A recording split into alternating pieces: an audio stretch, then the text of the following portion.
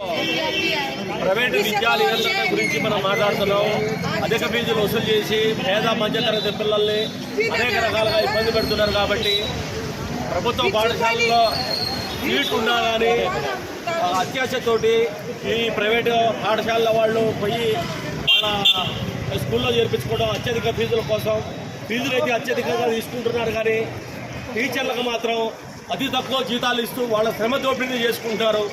అదే కాకుండా ఒక స్కూల్ ఉందంటే వందల బిల్డింగ్లు కడుతున్నారు. కార్పొరేట్ కాలేజీలుగా వందల బిల్డింగ్లు కడుతున్నారు. కానీ అల్లరి చెప్పిన టీచర్ మాత్రం ఒక కనీసం ఉండడానికి ఇల్లు కూడా కొనుక్కోలేకపోతున్నారు. ఆ విధంగా ఈ యొక్క టీచర్ల శ్రమ దోపిడీని కూడా చూస్తున్నారు. తర్వాత ఈ ప్రైవేట్ స్కూల్లో పెట్టే టీచర్లని ఫుల్గా ట్రైనింగ్ ఉన్నోళ్ళు కాకుండా గవర్నమెంట్ స్కూల్లో ఉన్నోళ్ళు అధిక మన బీఈడీ అయ్యి అన్ని విద్యా అర్హతలు పొంది పోతున్నారు. వాళ్ళలో చేరిపోయకుండా ఈ ప్రైవేట్ కాలేజీలో పెట్టి ప్రైవేట్ స్కూళ్ళలో పెట్టి ప్రైవేట్ కాలేజీలో పెట్టి ఫీజుల్ని ఇష్టానుసారంగా ఒక ఎల్కేజీ చదివేయాలంటే 2 లక్షల ఫీజు అట. ఒక ఫస్ట్ క్లాస్ పిల్లవాడికి 2 లక్షల ఫీజు అట.